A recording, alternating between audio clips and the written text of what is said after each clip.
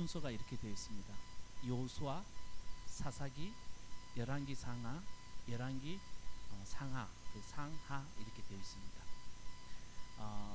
제가 신학교 다닐 때 대학원 때 충격을 받았습니다. 여러분들은 이런 말들을 잘 이해 못합니다.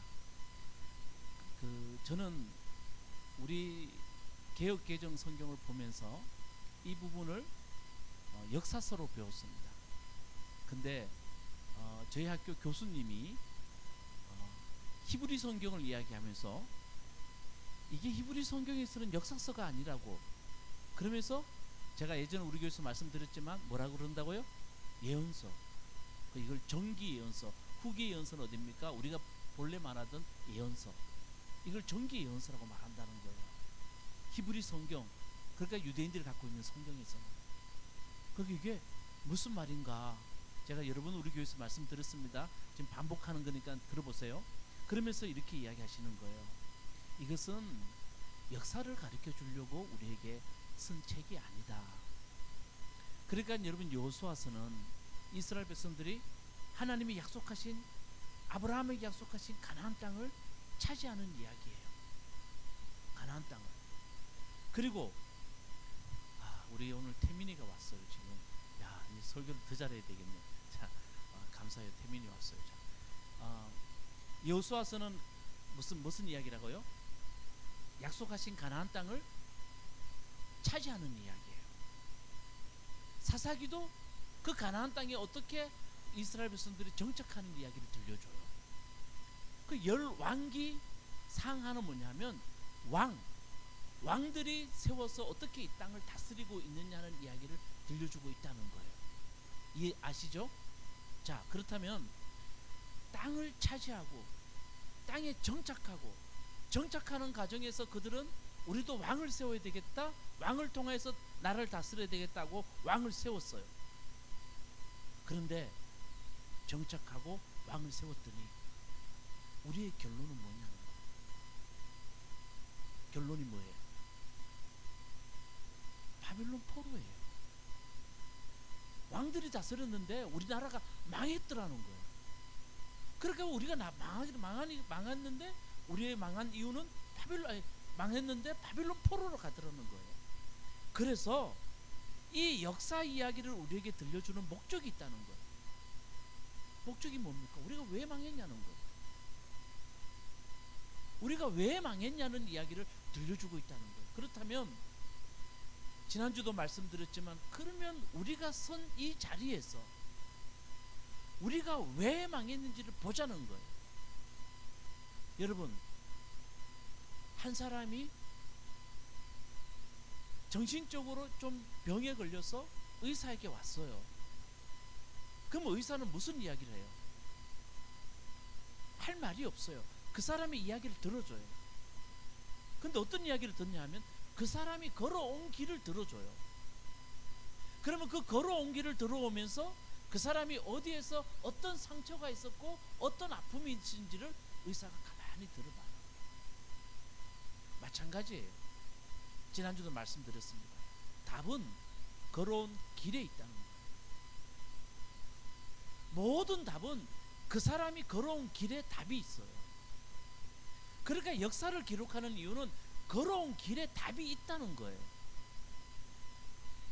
여호수아부터 열왕기 상하까지 예언서란 말은 미래를 말하는 게 아니고 할 말이 있다는 게 예언서예요. 하나님이 할 말이 있다는 거예요. 우리가 걸어온 길에서 하나님 앞에서 한번 길을 찾아보자는 거예요. 근데 어떤 길을 찾아야 될 것인가? 어떤 마음으로 찾아야 될 것인가? 우리가 지난주 말씀드렸죠? 안경을 하나 끼자는 거예요. 이 안경이 무슨 안경이냐면 신앙의 눈으로 보자는 거예요.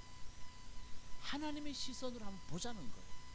우리가 걸어온 길에서 어디에서 문제가 있었는지를 좀 보자는 거예요.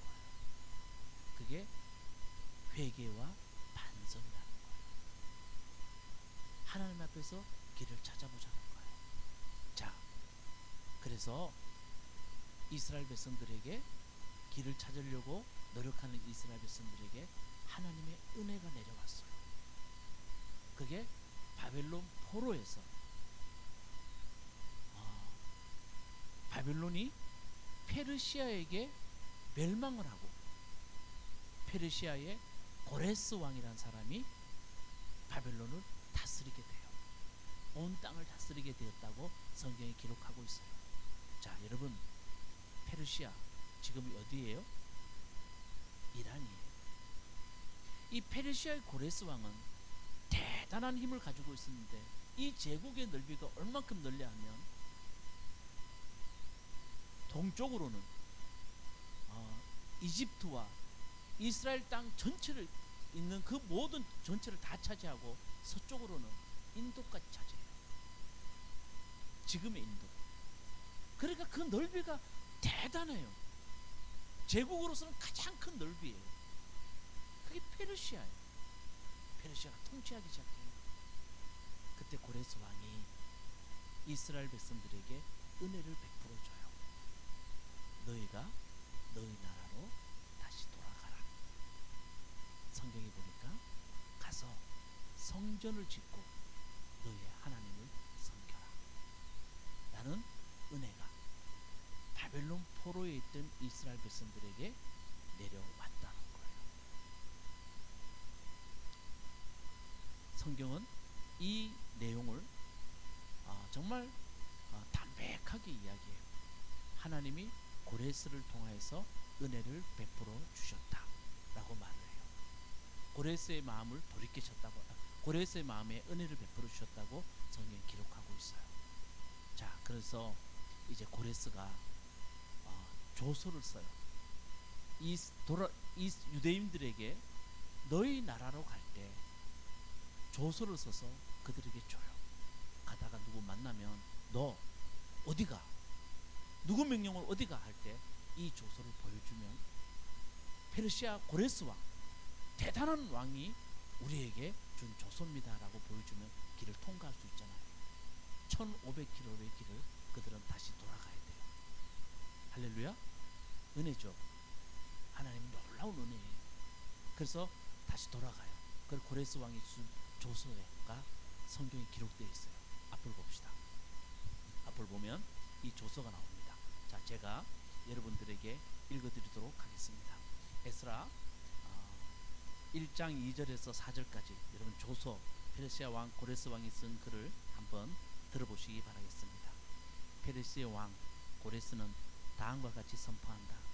하늘의 주 하나님이 나에게 이 땅에 있는 모든 나라를 주셔서 이 땅에 있는 모든 나라를 주셔서 다스리게 하셨다. 또 유다에 있는 예루살렘에 그의 성전을 지으라고 명하셨다. 이 나라 사람 가운데 하나님을 섬기는 모든 사람은 유다에 있는 예루살렘으로 올라가서 그곳에 계시는 하나님 곧 주 이스라엘의 하나님의 성전을 지어라. 그 백성에게 하나님이 함께 계시기를 빈다. 잡혀온 하나님의 백성 가운데서 누구든지 귀국할 때에 도움이 필요한 사람이 있으면 그 이웃에 사는 사람은 그를 도와주어라. 은과 금과 새간과 가축을 주고 예루살렘을 세울 하나님의 성전에 바칠 자원 예물도 들려서 보내도록 하여라. 이렇게 되어 있습니다. 자, 여러분, 이 조서를 받은 이스라엘 사람들의 마음은 어떨까요? 정말 상상도 못하는, 그들이 바벨론에서 노예로 살면서 한 번도 상상 못했던 일이 지금 벌어지고 있다는 거예요. 페르시아의 고레스 왕이 조서를 주면서 그냥 준 게 아니고 너희들은 너희 나라로 가서 하나님을 섬겨라. 너희와 아는 사람들은 모두 그들을 도와줘라. 금과 은과 모든 세간에 있는 것들을 줘서 하나님의 성전을 짓는데 도와주게 하여라. 라는 페르시아의 고레스 왕의 조서를 이스라엘 백성들은 손에 이걸 받게 돼요. 꿈입니까? 생신입니까? 이게 정말 얼마나 놀라운 일을 일어납니까? 그래서 이스라엘 백성들은 드디어 바벨론 포로에서 돌아오게 됩니다. 그때 처음으로 그 조서를 들고 온 사람이 누구냐 하면 스룹바벨입니다. 스룹바벨이라는 이름의 뜻은 바벨론에서 태어났다라는 뜻이에요. 이 사람은 여호와긴 왕의, 이스라엘의 마지막 그 전의 왕의 자손이에요. 그 이 사람이 이 조서를 들고 자기 나라로 돌아와요. 자, 여러분, 돌아와서 페르시아의 고레스 왕이 하나님을 섬기고 성전을 지으라 그랬잖아요. 그러니까 이 스룹바벨은 돌아와서 무슨 일을 하냐면 먼저 뭘 짓기 시작해요? 예? 성전. 자, 눈만 동글동글하게 뜨지 마시고, 자, 잘 들어보세요. 다 이해되세요? 자, 돌아가라 그랬으니까 돌아오는 백성들이 돌아와서 뭐부터 했다는 거예요? 성전부터 지었다는 거예요. 자, 성전을 지을 때 그냥 거기 지을 때 사람들이 아유 도와드릴게요, 우리 함께 할게요, 그러지 않았어요. 그 땅에 사는 사람들은 이미 그 땅에 이스라엘 백성이 포로로 갔을 때 다른 사람들이 와서 살고 있었어요. 그 사람들이 이스라엘 백성이 돌아와 성전 짓는다니까 그 땅에 사는 사람들이 도와주겠어, 안 도와주겠어요? 안 도와줬어요. 되게 방해를 많이 했어요. 그때 스룹바벨은 하나님 앞에서 중간에 성전 짓다가 중간에 공사를 멈추는 일도 있었어요. 그렇지만 하나님의 은혜로 성전을 다 짓게 돼요. 자, 그 다음에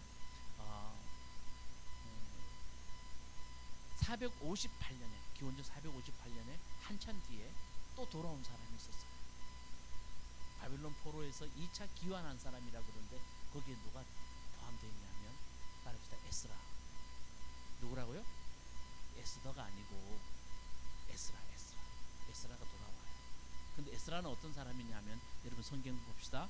자, 에스라서 7장 11절 말씀 이렇게 되어 있습니다. 자, 에스라는 다 같이 시작.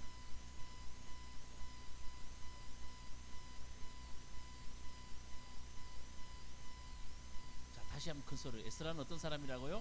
제사장이며 학자이며 이스라엘이 받은 주님의 계명과 율례를 많이 배운 사람이었다.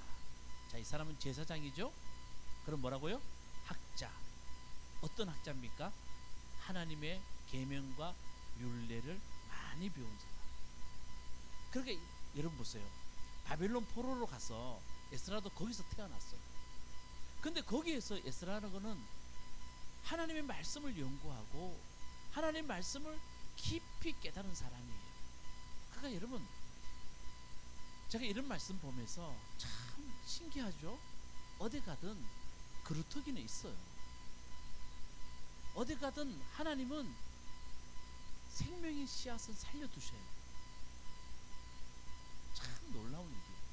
여러분, 다 망했단 말 쓰지 마세요. 다 안 망했어요.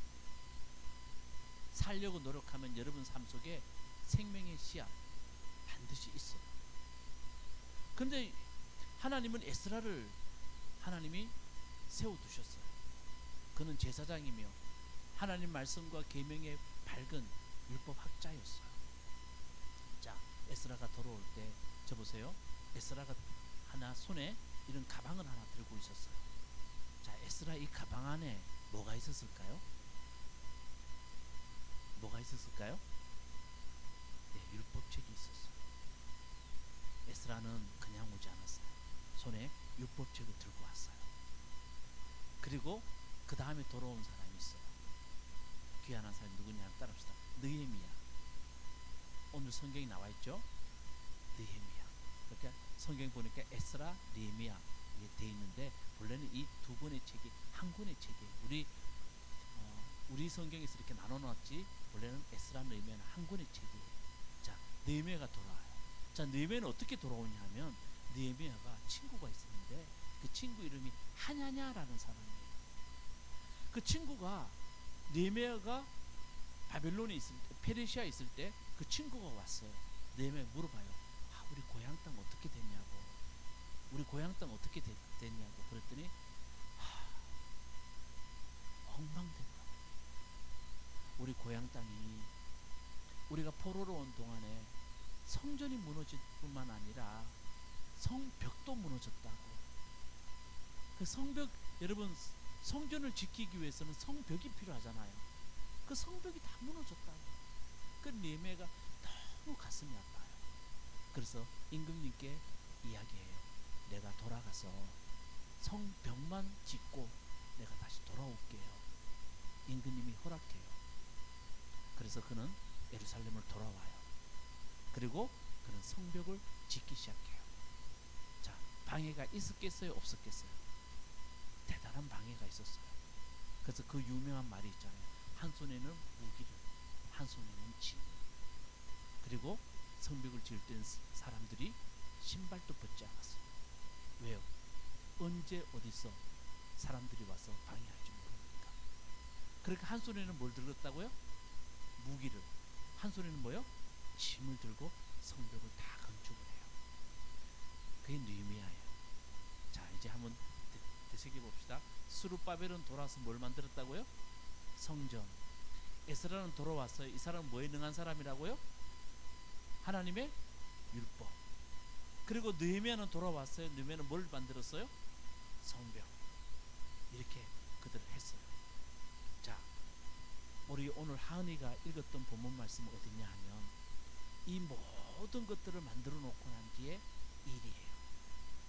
자, 성전이 지어졌고 성전을 보호하기 위한 성벽도 다 지어졌는데 이제 정말 중요한 일이 있어요. 그게 뭐냐면 정체성에 대한 회복이에요. 아니, 성전을 다 지어놓으면 뭐예요? 성벽을 다 지어놓으면 뭐예요? 그 안에 있는 사람들의 정신이 그들이 자신이 누구인지 자신의 그 정체성을 모르고 살아가면 그게 무슨 의미가 있어요? 그 안에 있는 사람들이 자신들이 정말 하나님 앞에서 어떻게 살아야 될지도 모르고 그들이 있다면 그게 무슨 소용이 있냐는 거예요. 그 정체성 회복의 운동이 가장 중요해요. 맞아, 아니에요? 자, 여러분, 우리 교회, 이 교회 괜찮잖아요. 본당이 있고 아동부실도 있고 식당도 있고 얼마나 교회 좋아요. 커피 머신도 있고. 네. 자, 커피 머신도 있고 얼마나 좋아요. 근데 여러분, 이곳에 온 사람들이, 여러분들이 하나님을 향한 사랑이 없어요. 내가 누군지도 몰라요. 그렇다면 우리 교회는 대단히 문제 있는 교회잖아요. 동의되시죠? 지금 오늘 본문 말씀은 어디냐면 그 모든 걸 다 이루어 놓고 난 뒤에 이제 우리가 누구인지 정체성을 회복하자는 거예요. 그래서 정체성을 회복해야 되는데 가장 중요한 것은 뭐냐면 우리 이렇게 하나님의 은혜로 돌아왔잖아. 그런데 정말 중요한 것은 우리가 이제는 하나님 앞에서 우리가 어떤 존재인지를 좀 보자. 지금까지 우리가 하나님을 떠나와서 말씀과 율법을 떠나와서 우리가 살았는데 이제 우리는 다시 하나님께로 가야 되지 않겠냐. 그래서 오늘 설교 제목이 뭐라고요? 예? 다시 여호와께. 이게 진짜 중요하지 않냐 라는 것을 백성들이 깨닫게 돼요. 자, 여러분 저 보세요. 우리는 하나님을 뭐라 불러요? 자, 하나님 아버지라 불러요. 여러분, 하나님을 왜 아버지로 불러요?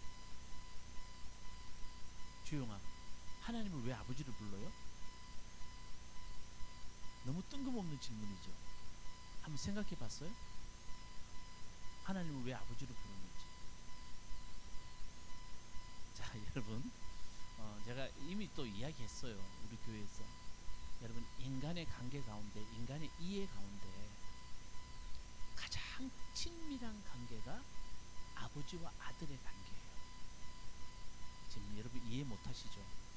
아니, 엄마와 딸 관계가 더 친밀하지 어떻게 아버지와 아들의 관계가 더 친밀합니까? 라고 말하는 사람도 있을 거예요. 생각하는 사람도 있을 거예요. 그렇죠?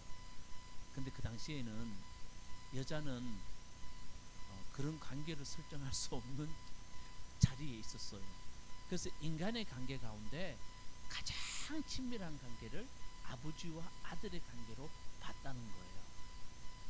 그래서 하나님과 우리의 그 친밀함을 인간이 알아들을 수 있는 언어로 표현하기 위해서는 하나님을 아버지로 표현할 수밖에 없었어요. 아멘. 그러니까 하나님이 아버지가 되시는 거예요. 제가 왜 이 말씀 드리냐면, 자 여러분, 아버지가 또 아버지와 아들의 관계가 정말 이게 쉬운 관계예요? 제가 지금 이 말을 할 때 여러분, 하나님을 아버지로 부를 때 가장 친밀한 관계라고 표현하지만 아버지와 아들의 관계가 만만한 관계예요? 절대 아니에요. 여러분, 우리 인간 관계 가운데 아들은요, 아버지한테 늘 불평과 불만이 생겨요. 나중에 이준이 보세요. 늘 불평과 불만이 생겨요. 그러면 아버지는 어떻습니까? 아버지는 자녀에게 많은 것들을 해주는데도 불구하고 아들은 가장 중요한 것은 아버지의 마음을 몰라요. 그러니까 그리고 아버지의 마음을 모르니까 불순종해요. 그게 아버지와 아들의 관계예요. 성경에도 똑같이 나와요. 이스라엘 백성들은 늘 하나님 앞에 불만과 불평이 많았어요. 그런데 하나님 보시기에는 하나님 아버지의 마음을 모르고 그들은 늘 불순종을 해요. 근데 나중에 돌아보니까요, 여러분, 아버지와 아들의 관계에서 나중에 돌아보면 어때요? 아버지가 자기를 대한 것들이 모든 것이 근본이 사랑이라는 것을 자녀들은 나중에 알게 돼요. 그때서야 깨달아요. 내가 자식 놓고 내가 내 아들 키워보니 그때서야 깨달게 돼요. 모든 것이 사랑이었구나. 근본 관계가 사랑이었다는 것을 우리 다 알게 되잖아요. 가족 사진이라는 노래에서 나오는 것처럼 나중에 늙어서 보니 내가 누구 닮아 있어요? 아빠를 닮아 있어요. 그때서야 깨닫게 돼요. 그때서야 아버지 보고 싶어도 이미 아버지는 돌아가고 안 계세요. 그게 인간의 우리의 모습 아닙니까? 여러분, 이스라엘 백성들도 마찬가지예요. 그들도 열심히 살려고 노력 많이 했어요. 그런데 하나님 앞에 그들은 늘 불만이 많았어요. 왜요? 이방 민족 보니까요, 잘 살아요. 그들은 자기들보다 더 강해요. 늘 불만과 불평이 살아요. 그래서 이방 민족 따라갔어요.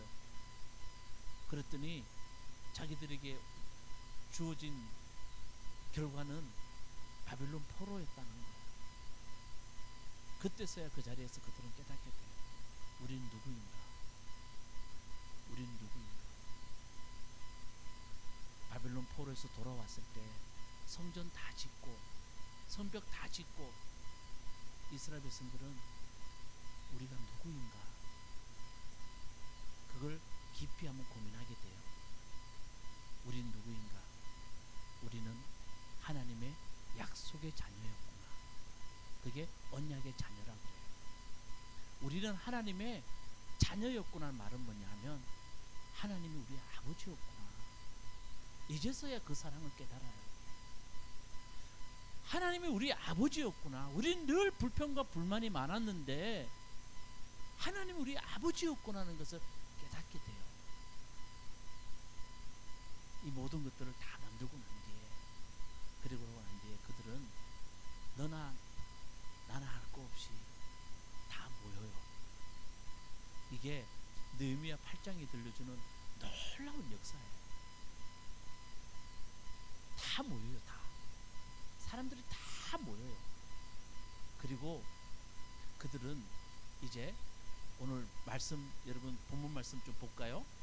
자, 8장 1절 말씀. 부터 좀 봅시다. 쭉쭉 제가 나갈게요. 자, 이렇게 됩니다. 모든 백성이 한꺼번에 수문 광장에 모였다.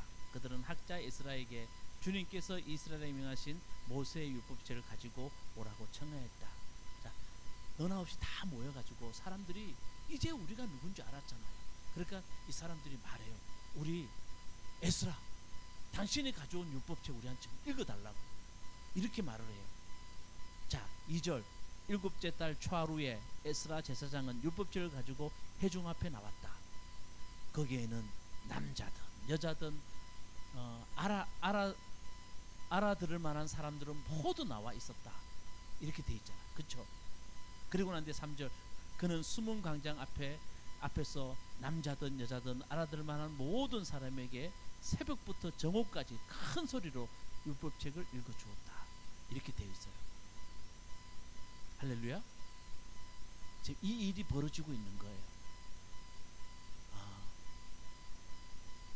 은혜가 됩니까? 참 놀라운 일들이 지금 일어나고 있는 거예요. 자, 그렇다면 자세히 좀만 더 자세히 봅시다. 자, 요 광경을 4절부터 우리 읽지는 않았지만 자세하게 우리에게 이 광경을 들려줘요. 자, 4절 말씀 이렇게 되어 있습니다. 자, 학자 에스라가 임시로 만든 높은 나무 단 위에 섰다. 자, 요 장면을 다시 자세히 말하는데 학자 에스라가 율법책을 가지고 자 보세요. 높은 단 위에 지금 어디를 말합니까? 강대상 위에 좀 이렇게 좀 해석합시다. 학자 에스라가 딱 섰어요. 지금 그랬더니 4절 말씀에 그렇게 말하고 5절 말씀에 자 보세요. 5절 말씀 학자 에스라는 높은 단 위에 서 있으므로 백성들은 모두 그가 책을 펴는 것을 볼 수 있었다. 아멘. 자, 에스라가 이 올라서 똑같아요. 저처럼 책을 펴고 있어요. 그랬더니 에스라가 책을 펴면 모든 백성들은 모두 어떻게 했다고요? 일어섰어요. 한번 해볼까요? 한번 해볼까요? 제가 이렇게 앞에 와서 이렇게 하나님의 율법책을 다 가지고 책을 딱 폈더니 여러분들은 다 일어났어요. 일어났다는 게 어떤 의미일까요? 참 우리 교회도 그랬으면 좋겠어요. 앉아서 졸면서 들었더라. 이게 은혜가 됩니까? 다 일어났다는 말은 하나님의 말씀을 경외하는 마음으로 자 여러분 일어섰어요. 일어섰다는 말은 내가 지금 말씀대로 움직이겠다는 뜻이에요. 내가 말씀을 경외하는 마음으로 들으면서 말씀대로 살겠다, 순종하겠다는 뜻으로 그들은 다 일어났대요. 자, 6절 말씀. 자, 우리 다 같이 읽어보자. 시작. 에스라가 위대하신 주 하나님을 찬양하면 백성들은 모두 손을 들고 아멘, 아멘 하고 응답하고 엎드려 얼굴을 땅에 대고 주님께 경배하였다.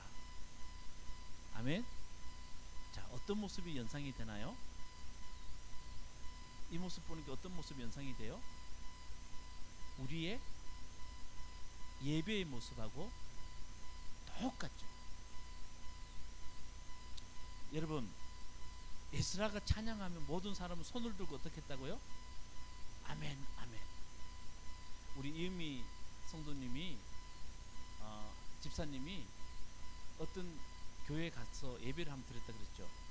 그래서 그 교회 예배가 다 마음에 드는 건 아니었대요. 설교는 제가 놨대요.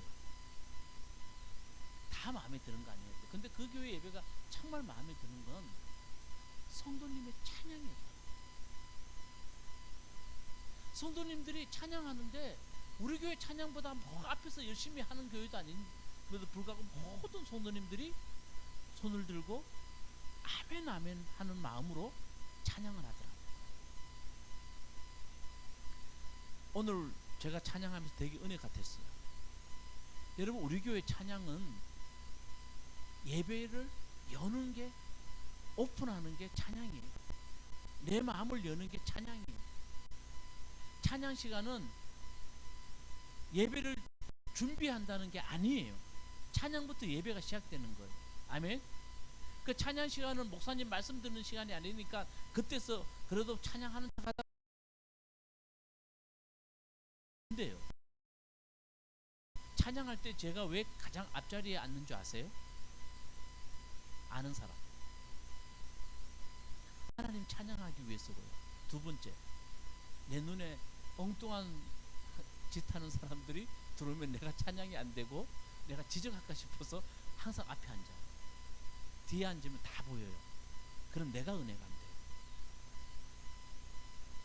그 여러분, 찬양은 정말 우리가 하나님을 경배하는 마음으로 찬양을 하는 거예요. 그렇죠? 어떤 마음으로? 아멘, 아멘. 자, 그랬더니요. 자, 우리 10절 말씀 봅시다. 10절 말씀, 9절 말씀인가요? 9절 말씀 좀 봅시다. 9절 말씀 제가 읽을게요. 백성들은 율법의 말씀을 들으면서 모두 어떻게 했다고요? 울었다. 그래서 총독 느헤미야와 학자 에스라 제사장과 백성을 가리키는 레위 사람들이 이날은 주 하나님의 거룩한 날이니, 다 같이 시작. 슬퍼하지도 말고 울지도 말라고 모든 백성을 다 일렀다. 에스라와 느헤미야가, 여러분, 울지 마십시오. 그러니까 사람들이 예배를 통해서 다 우는 거예요. 자신을 철저하게 반성하는 거예요. 하나님 앞에 자기를 돌아보는 시간이었어요. 그동안에 자신들의 그 고난과 그 어려운 시간들을 돌아보면서 왜 우리가 이런 고난과 어려움을 당했나? 하나님을 떠나서 그랬었구나. 율법책을 읽으면서 그들은 하나님의 말씀을 듣는 순간에 자기들을 돌아보는 시간들을 가졌다는 거예요. 그리고 그 순간을 경험하면서 그들 속에는 눈물이 흘러나왔다는 거예요. 그 이야기를 우리에게 들려줘요. 여러분, 이제 마지막입니다. 이스라엘 백성들은 하나님께 돌아가기 위해서, 자기의 정체성을 찾기 위해서 그들이 에스라에게 가지고 오라고 스스로 말했던 것은 뭡니까? 율법책이에요. 여러분, 하나님이 우리에게 주신 것은 이 말씀이에요. 사람이 언제 가장 아름다운가? 저는 이렇게 말씀드리고 싶어요. 하나님의 말씀 앞에 설 때예요.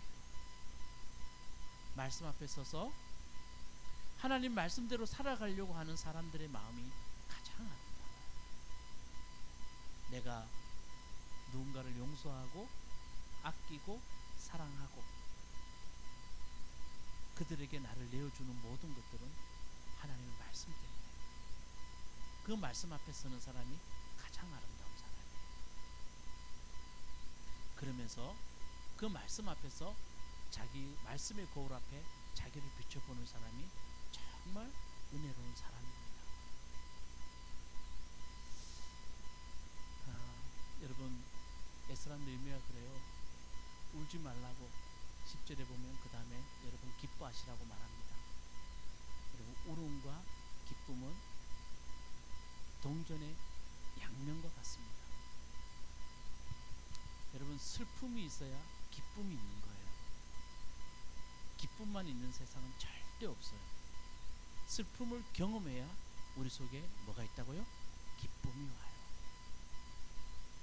에스라 느헤미야는 여러분 이제는 슬퍼했으면 기뻐하라고 말합니다.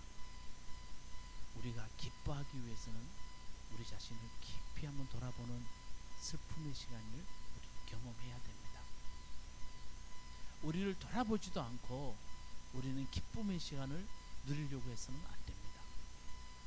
이스라엘 백성들은 말씀 앞에서 자신들을 깊이 돌아보고, 그리고 그들은 자신들을 하나님께 내려놓는 울음의 시간이 그들에게 있었다는 겁니다. 여러분, 예배 시간 어떻게 되겠습니까? 오늘 이 에스라와 느헤미야를 통해서 이루어지는 이 예배가 우리 교회의 놀라운 예배가 되기를 바라겠습니다. 자, 교회 다 있고 다 이렇게 잘 돼 있는데 여러분의 신앙이 다 무너져 있으면 이 교회가 무슨 소용이 있습니까? 이 교회가 있을 이유가 뭐가 있겠습니까? 우리가 하나님 앞에 설 수 있는 다시 여호와께로 돌아갈 수 있는 여러분 꼭 되시기 바라겠습니다. 하나님이 여러분들을 도와주실 겁니다. 여러분 삶 속에 기쁨을 허락하여 주실 줄로 믿습니다. 그 하나님 앞에 나갈 수 있는 여러분 되시기를 주님의 이름으로 축원합니다. 자리에서 일어나시겠습니다.